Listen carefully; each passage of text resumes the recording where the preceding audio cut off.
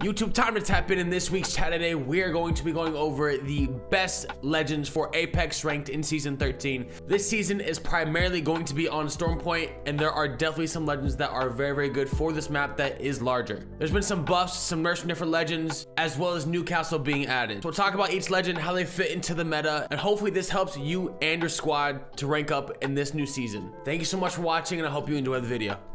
I wanted to make this video because I've learned that your team composition matters if you're solo queuing or if you're a part of a 3-stack. And each map with each legend plays differently. So with Stormpoint and Newcastle buffs and nerfs, I wanted to make this tier list for this week's video, so hopefully it can help you gain in the new RP system and the new ranking system that is much more challenging to rise through. So they do have these in alphabetical order. I think we're just gonna run down the line. So first, we're gonna have up is Ashe. Now I do want to reiterate again that this is for Season 13, as this can change with future games, and this has nothing to do with previous seasons. So first, we got Ashe. I'm gonna throw her as an A tier. Now her port is very, very strong, as always, just like a Wraith, but even faster. If you have a Crypto, if you have a Revenant, if you have a damage dealing legend that you can pair with her port, she's very, very strong because you can absolutely ape a team for free pretty much. Her Q is very good with her tether. You can definitely get somebody queued, get an angle, and get free beams and usually a knock. But the kicker with Ashe is I think her passive is actually one of the strongest in the game, with being able to see where people die throughout the map. Whether that's something that you want to be drawn towards to try to get KP, or something that you're trying to avoid because you don't want to run into more teams. So an Ashe, to me, is definitely something that you can absolutely use. She's tougher to use on a solo queue, but if you do have a 3-stack, she's very, very crucial. Next, we got Bangalore. I am actually gonna throw Bangalore at a B. The only reason is because she has too many counters. It's not that Bangalore is bad by any means, just that the fact that everybody else is just hard counter against her. Her ult is very, very good. It's good for being able to teams to stop pushing you. It's good to be able to push a team. It's good to close off entry points from a team. And her smoke is very clutch in a lot of different situations, especially in Stormpoint, just because of the fact that it is open in a lot of different areas. Her passive is super strong.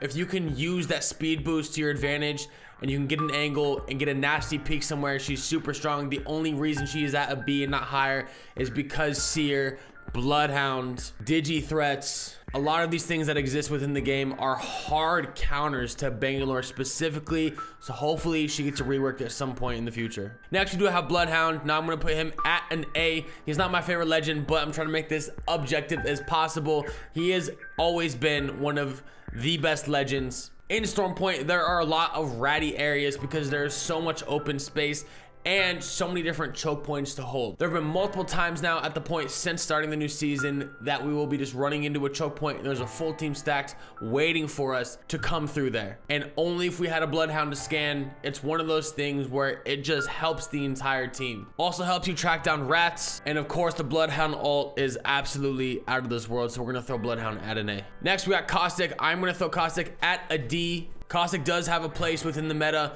but he is definitely more of a Kings Canyon Olympus type legend where there are a lot of close quarter combat situations that you can block off with barrels as well as your ult. Next, we do have Crypto. I am going to throw Crypto at an A as well. I think that he is criminally underrated. I have one of my best friends who is a Crypto main, and he is so good at intel, getting banners, and being one of the best recon legends, in my opinion, in the game. And I think that he is incredibly underrated, and what he can do to a team, especially with an EMP like with an Ashe, is absolutely devastating to a team. So not only can you constantly know where the teams are around you and being able to see if there is going to be a third party, but also with his ult, you can completely devastate a team and tank half of their shields. You can definitely ape that team and get a clean wipe pretty quickly. We do have Fuse next. I'm indifferent about Fuse in my personal opinion. I'm gonna throw him at an E. It's again not one of those things where Fuse is bad by any means, just that everybody else is better. Nade spams are really important in the game, and his ult is also very good. And it's not that, again, Fuse isn't bad, it's just that he's good at a lot of different things and not like specifically good at one thing that helps the team. I know a lot of Fuse mains And I do think that Fuse is very good, but he does fall low on my list. I don't really see a reason right now to be running a Fuse over other things. Maybe with Newcastle, we might see some more Fuse mains because you can stack nades and you can tank more damage into these barriers that we're going to be seeing with the Rampart buff and in Newcastle and the Gibby bubble. So these things that, you know, prevent you to just do clean damage onto somebody, a Fuse main might be something that we see going forward. But as of right now, in the beginning of the season, I don't see a big spot for Fuse. We're gonna be throwing Gibraltar at an S tier. Even with Newcastle, Gibby bubble is still one of the best utilities in the game. He is strong for so many different reasons, a lot of them being incredibly annoying in that he needs somewhat of a rework, but Gibraltar is absolutely still the king of the big boys. I am going to be a little bit subjective on this one because I am a Horizon main when I'm not raining Wraith. When I'm not maining Wraith. Horizon is so good in team fights, and I think that she is somebody who can, you know, obviously take high ground constantly. Her passive is great for just mobility as a one-on-one player where you can constantly be dropping and going up and down and that kind of stuff.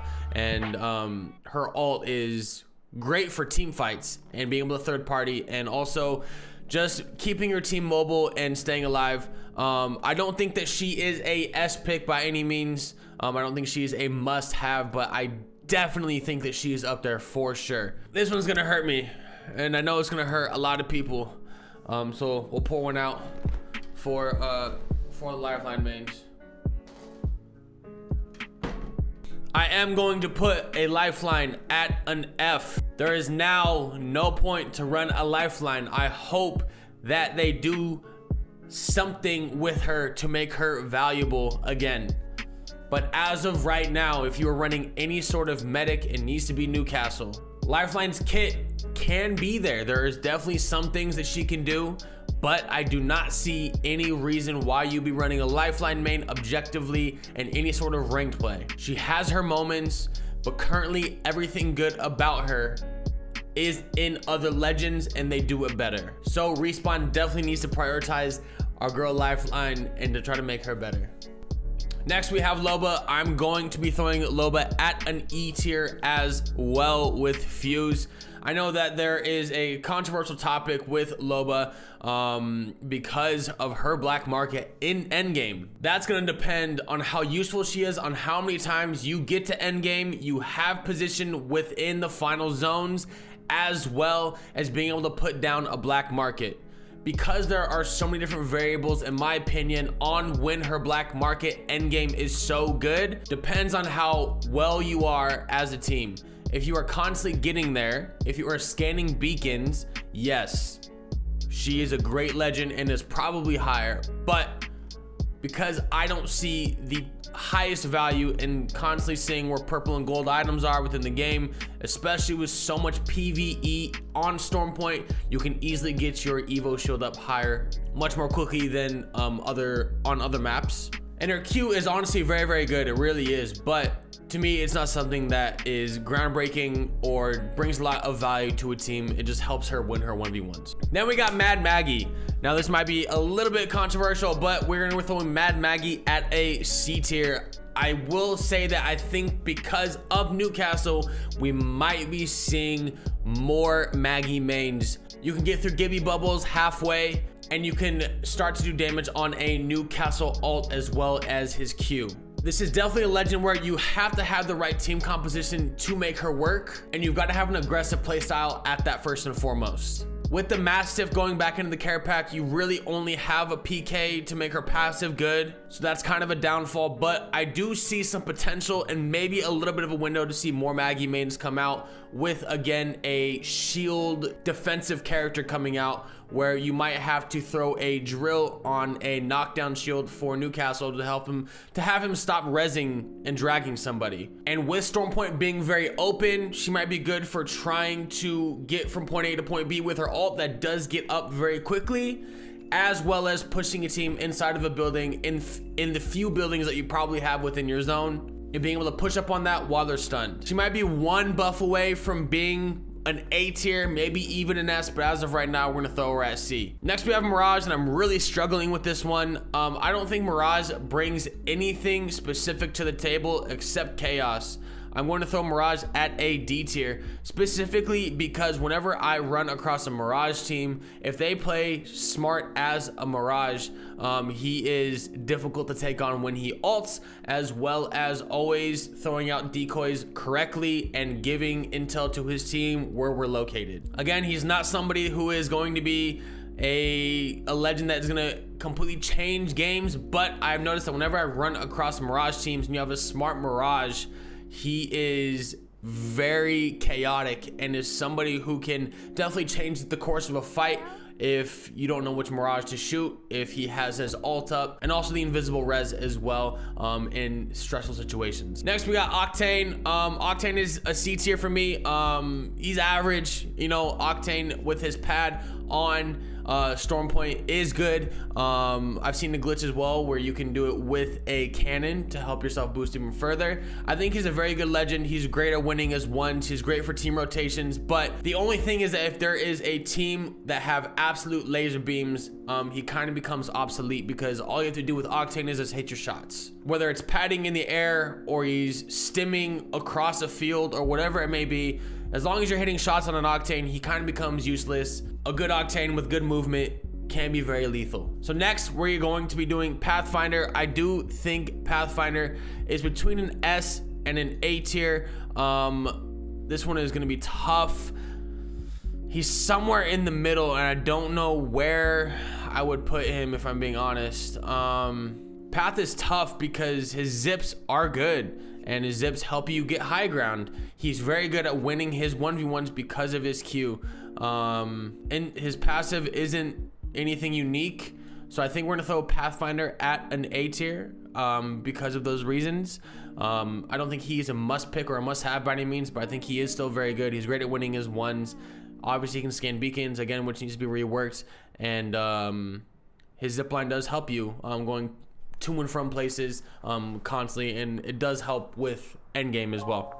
Next, we're gonna have Rampart. I'm gonna throw Rampart actually at a B with her current buffs. Her minigun is currently all over TikTok, the Sheila, and some great plays with different legends allow her to really be viable with the damage buff through her shields, as well as just getting cover at any point that you might need.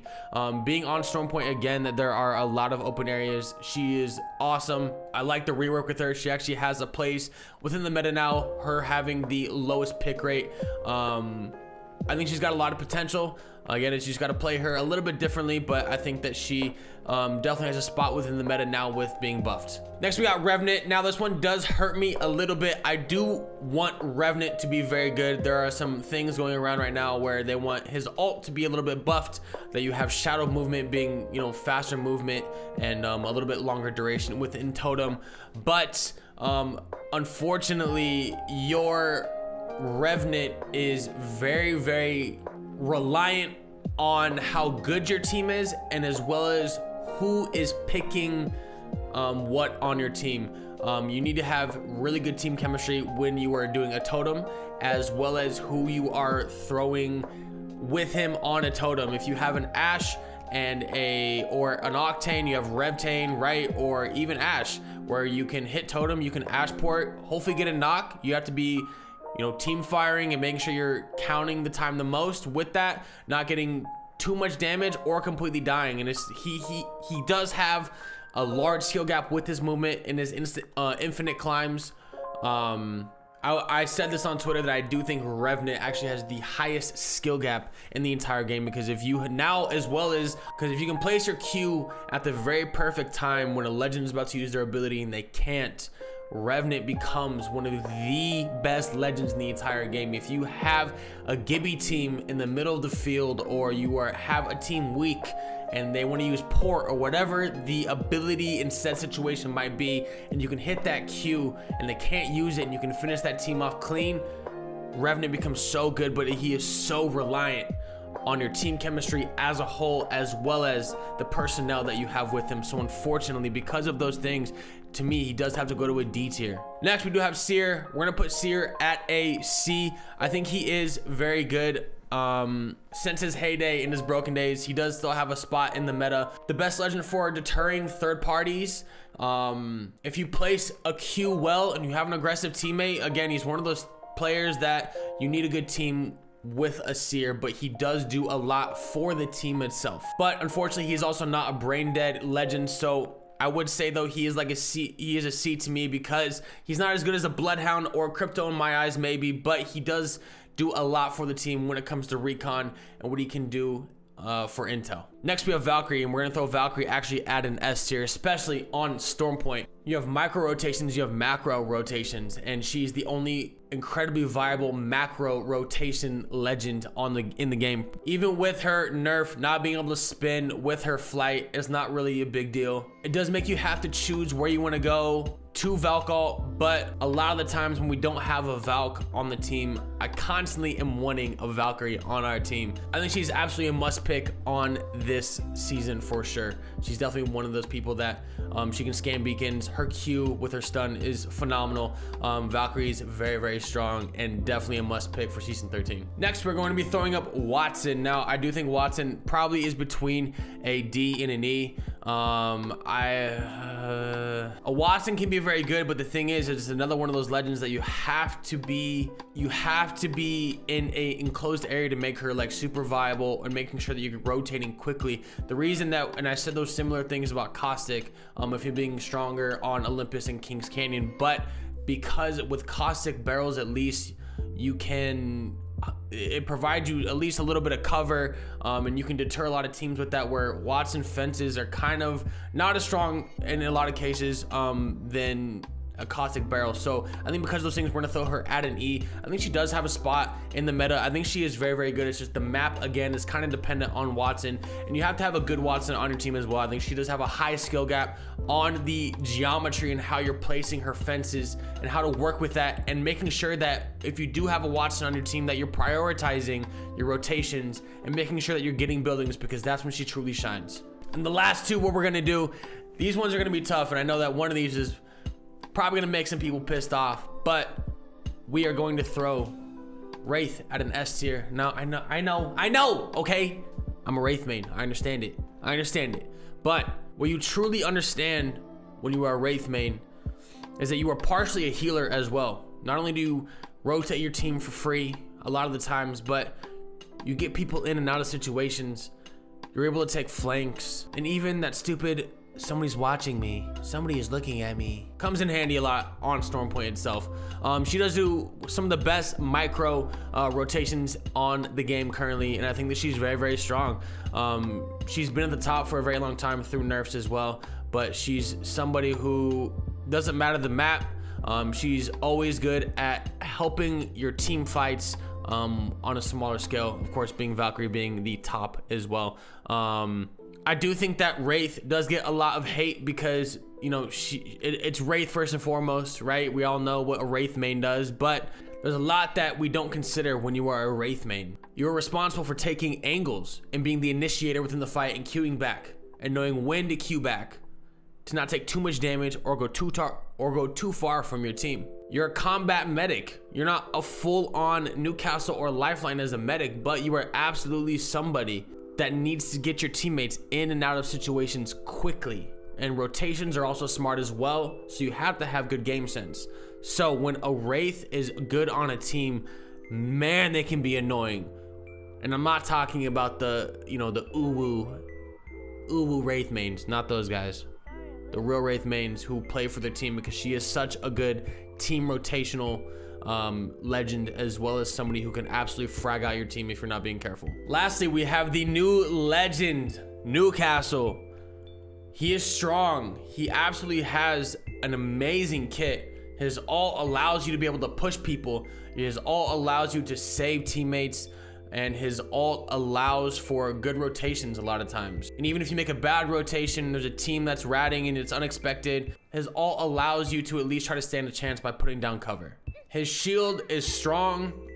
It's slow to the point where it's not something that is overpowered, but a good shield push or defense covering a flank is, you know, that extra second that you might need from a team fight and a third party coming to help make you make a decision on what you're gonna do next. And of course, his res is the reason why Lifeline is at an F, but his res is incredibly strong and is definitely something that, again, the only negative that I would ever see to a Newcastle res would be the fact that you would need a Maggie to do damage to him, and so maybe they need to buff her Q, try to get through some of these barriers. But genuinely, like, I don't know who you would take out of. We have 3 legends at S tier right now. I don't know who you would substitute, because, you know, all 3 legends have their spot at the S tier for a reason. But I do think that he's either an A or an S. This one is tough. I think I'm gonna put him on an S tier. I think just based off of what he can do for a team, defensively and offensively, he is great. And there's a lot of utility behind him as well. So thank you guys so much for watching. If you enjoyed the video, like it for me. Make sure you subscribe to the channel, follow me on all socials. It means a lot to me. I hope this helps, kind of going through each legend, where they fit in the meta, as well as Stormpoint, which is a different beast within itself. So thank you guys again for watching. I appreciate you guys, love you guys, and I'll catch you guys live on Twitch.